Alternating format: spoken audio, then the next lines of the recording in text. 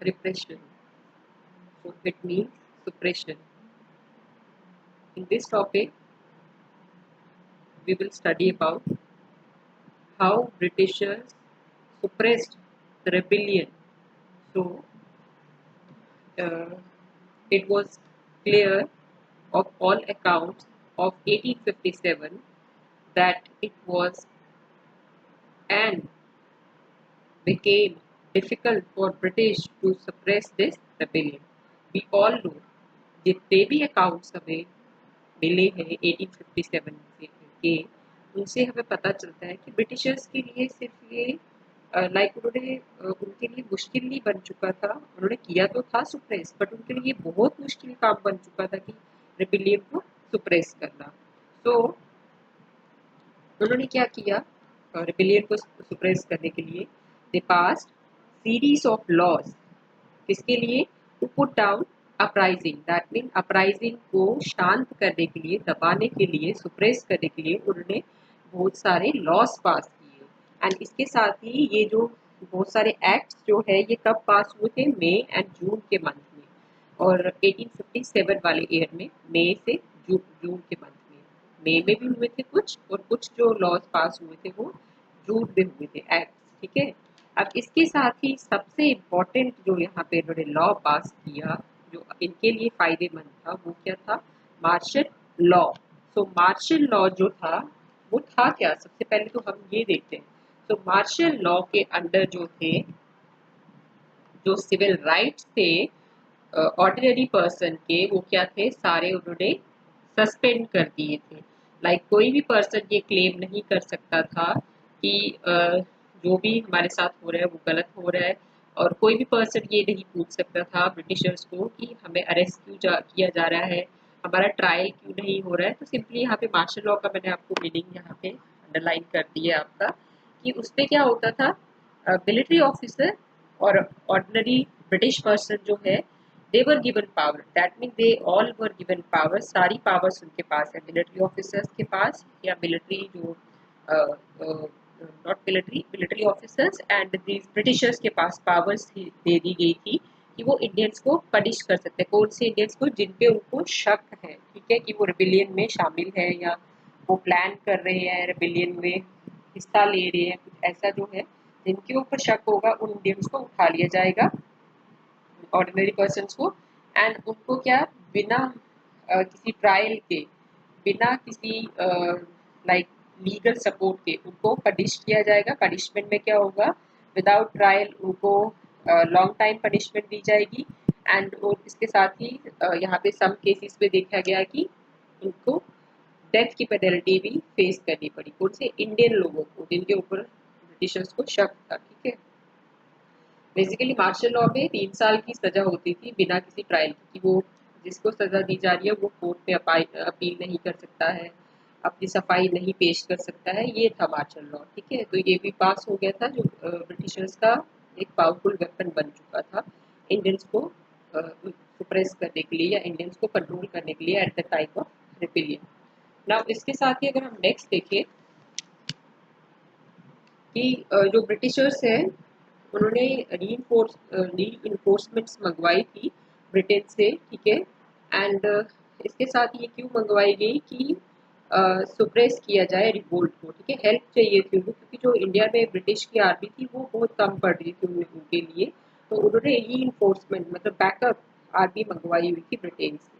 अब इसके साथ ही अगर हम नेक्स्ट देखें यहाँ पे, जो ब्रिटिशर्स है उनको बेसिकली वैल्यू पता थी.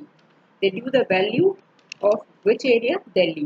क्योंकि सबसे पहले वो दिल्ली को ही रिकॉन्क्वर करना चाहते थे, वो दोबारा से वीकेंड से रिकवर करना चाहते थे दिल्ली को. वो इस एरिया की वैल्यू जानते थे. ठीक है. एंड ब्रिटिशर्स ने क्या किया? टू साइडेड अटैक करवाया. किस पे? दिल्ली पे. एक साइड से forces I, that is Calcutta से फोर्सेस आई, एंड दूसरी साइड से पंजाब से. ठीक है. एंड इसके साथ ही जो दिल्ली को रिकॉन्कर करने में ब्रिटिशर्स सक्सेसफुल हो गए. ठीक है. अब इसके साथ ही अगर हम देखें नेक्स्ट, उन्होंने रिकॉन्कर कर लिया जब दिल्ली को, उसके बाद क्या होता है यहाँ पे? है आपका ये आपका मैप भी आपको शो किया गया है. और इस पे आपको ब्रिटिश थ्रस्ट बताया हुआ है, ठीक है, जिस एरिया में ब्रिटिशर्स लाइक अटैक कर रहे थे।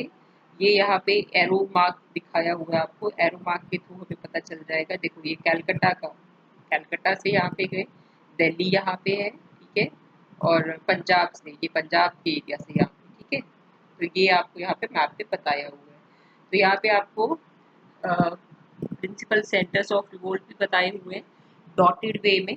आप यहाँ पे देख सकते हैं, ये देखो ये जितने भी डॉटेड हैं एरियाज, ये सारे क्या है, प्रिंसिपल एरियाज और we can say principal centres of revolt है। ये सारे अजमेर, दिल्ली, ये जालंधर, लाहौर, कराची, ये सारे जो डॉटेड हैं ये सब क्या है, सेंटर्स ऑफ रिवोल्ट है।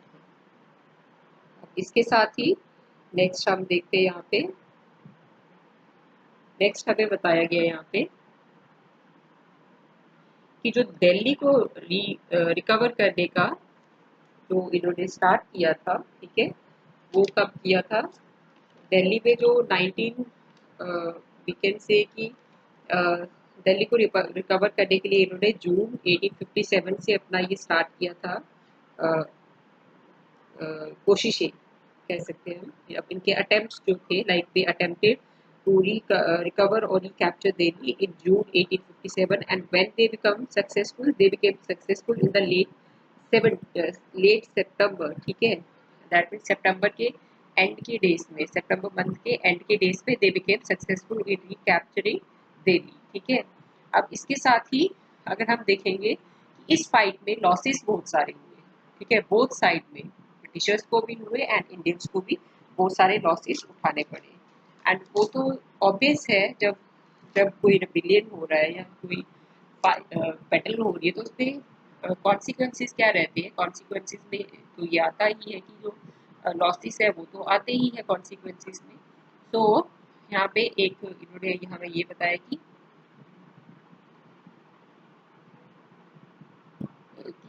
जो गंगेटिक प्लेन्स थे, तो गंगेटिक प्लेन्स जो है उस पे क्या है, गंगेटिक प्लेन्स जो है बेसिकली हमारे, मैं आपको मैप में दिखा देती हूँ, ये जो हमारा मैप है कौन से, सबसे पहले मैं आपको ये बता देती हूँ, इसके अलावा भी मैं आपको व्हाट्सएप पे मैप सेंड कर दूँगी।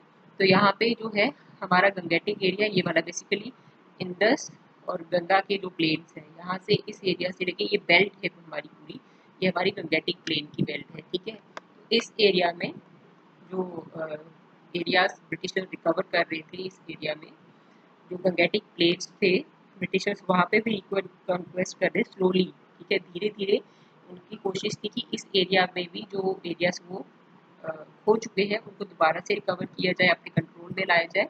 बट यहाँ पे उनकी एक स्ट्रैटेजी थी, वो क्या कर रहे थे, उनकी फोर्सेस जो थी ब्रिटिशर्स की, वो रिकॉन्कर कर रही थी एरियाज को विलेज बाय विलेज, एक गांव फिर दूसरा गांव फिर तीसरा गांव, इस तरह से यहाँ पे ये स्लो मैनर में, लाइक स्लो स्पीड में ये लोग रिकवर कर रहे थे, रिकॉन्कर कर रहे थे अपने लॉस्ट एरियाज को लोग ब्रिटिशर्स।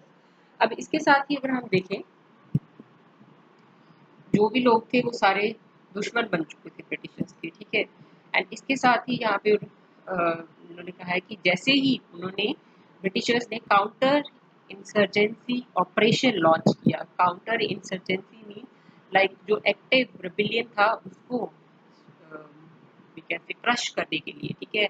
जैसे ही ऑपरेशन स्टार्ट किया, जैसे ही अटैक्स किए उनके ऊपर, तो ब्रिटिशर्स को रियलाइज हुआ कि वो लोग किसी म्यूटनी को ही कंट्रोल नहीं कर रहे हैं, म्यूटनी को सप्रेस नहीं कर रहे हैं, वो एक अपराइजिंग से डील कर रहे हैं जिसको पॉपुलर सपोर्ट है कॉमन लोगों की। उनका कहने का मतलब है कि ये केस बहुत बड़ा हो चुका था, जितना ब्रिटिशर्स ने एज्यूम किया था उससे भी बहुत बड़ा हो चुका था। पहले तो उनको लगता है कि सिर्फ सिपॉय म्यूटनी है, बट नहीं, जैसे वो डील करने लगे इसके साथ तो उनको लगा नहीं, ये तो इसने अपराइजिंग का शेप ले लिया हुआ है, लाइक अब तो हर कोई सपोर्ट कर रहा है, हर कॉमन इंडियन जो है वो सपोर्ट में है इसके, इस सिपॉइस के, ठीक है।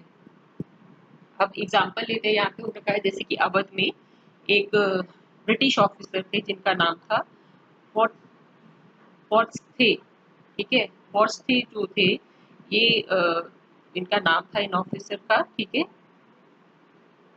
फॉर्सेथ कुछ ऐसा नाम है, ये फॉर्सेथ, फॉर्सेथ। सो फॉर्सिथ जो थे ब्रिटिश ऑफिसर थे, उनका एस्टिमेट जो था, उन्होंने ये एस्टिमेट लगाया कि 3/4 जो रेशो है, ठीक है, एडल्ट्स का, मेल पॉपुलेशन जो थी, अडल्ट मेल पॉपुलेशन वो रिबेलियन में पार्ट ले रही थी, ठीक है, उस टाइम। एंड जो area brought under the control only, like जो अवध का एरिया था 1858, मार्च 1858 में, एंड एक प्रॉपर फाइट के बाद ब्रिटिशर्स के पास वापस आया था। ये फोर्स थे, फोर्स नॉट थे, इट्स फोर्स। तो फोर्स जो थे, उनका ये कहना था कि 3/4 जो रेशो है, मेल अडल्ट जो है वो पार्ट ले रहे थे इन दीज रेबिलियंस। एंड जो एरिया है अवध का, वो ब्रिटिशर्स के कंट्रोल में आया कब? मार्च में आया 1857 के में, जो मार्च का मंथ था उस टाइम उनके कंट्रोल में आया था, आफ्टर अ बिग फाइट, ठीक है, प्रोट्रैक्टेड फाइट जो थी, that mean after long struggle जो था ब्रिटिशर्स के कंट्रोल में अवध आया था, ठीक है। अब यहाँ पे एक क्वेश्चन भी पूछा जा सकता है कि what were the views of the force force थे force what was the views of force. तो व्यूज क्या थे उनके? उनके यही थे, और what was the statement about Awadh of this force और ब्रिटिश ऑफिसर। तो आपको यहाँ से आंसर देना है इसका कि he said 3/4 of the adult male population was in rebellion, and that is why they recaptured this Awadh in the month of March and in the year of 1858 after a long fight, ठीक है। अब इसके साथ ही next हम देखते हैं यहाँ पे कि जो ब्रिटिशर्स है वो उन्होंने मिलिट्री पावर का तो यूज़ किया ही किया है, ठीक है। गंगेटिक प्लेन्स की अगर बात करें या हम करें बिग स्केल पे, ज़्यादातर मिलिट्री पावर्स का तो उन्होंने यूज़ किया ही है, बट इसके साथ कुछ ना उन्होंने स्ट्रैटेजीज भी अपनाई थी, लाइक कुछ इंस्ट्रूमेंट और थे। उन स्ट्रैटेजीज पे क्या आ रहा था कि tricks, we can say tricks जो उन्होंने और आजमाई। यहाँ पे उन्होंने क्या किया, जो उत्तर प्रदेश की बिग लैंड ऑनर्स है, ठीक है, एंड पीजेंट्स है, उनको क्या किया, बिग लैंड ऑनर्स जो थे, जो उत्तर प्रदेश के थे, उनको उन्होंने एक वी कैन से कि लॉलीपॉप सा दे दिया, या वी कैन से एक नया रूल निकाल दिया उनके लिए कि जो ये लोग peasants and big land holders उनकी सपोर्ट करेंगे, उनको क्या मिलेगी, ज़मीन मिलेगी, ठीक है, बदले में उनको ज़मीन मिल जाएगी, उनकी प्रॉपर्टी मिल जाएगी, ठीक है। और जो लोग उनको चीट करेंगे उनकी प्रॉपर्टी छीन ली जाएगी, ठीक है। उनका मतलब था कहने का कि लॉयल जो है, loyal peasants and big landlords जो है उनको रिवॉर्ड दिया जाएगा, एंड जो लॉयल नहीं है उनको पनिश किया जाएगा। तो इसी के चक्कर में कुछ जो लैंड लॉर्ड थे, जो इंडियन आर्मी को सपोर्ट कर रहे थे, वो कहाँ पे भाग गए थे, नेपाल में चले गए थे, एंड वहाँ पे बिकॉज ऑफ द इलनेस और स्टार्वेशन उनकी डेथ्स भी